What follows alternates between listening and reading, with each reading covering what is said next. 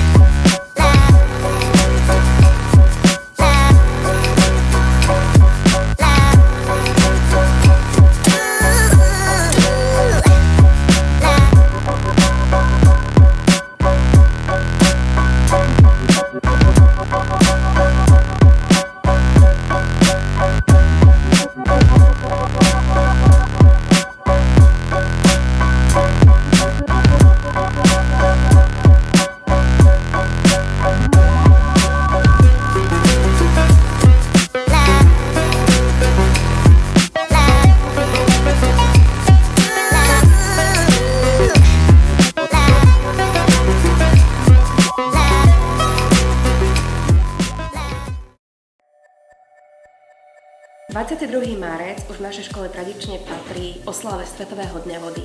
Naším akčným dňom žiačky krúžku BioEnviro ukončili projekt Tajný život vody, na ktorom sme spolupracovali s Environmentálnym centrom Živica a Slovenskou vodárenskou spoločnosťou Veolia.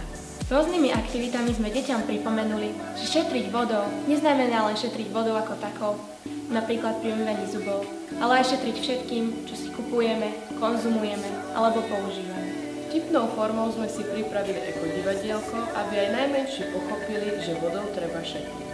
Taktiež sme im ukázali rozdiel medzi našim plýtvaním a problémami v Afrike. My sme si pripravili pokusy s vodou, aby sme zaujali aj tých najväčších. Okrem iného sme si ukázali aj to, ako výroba rifly znečisťuje vodu po celom svete.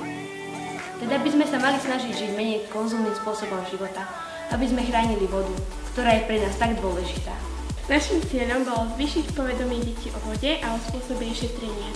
Deti boli veľmi aktívne, zapájali sa a bolo vidno ich záujem o danú problematiku.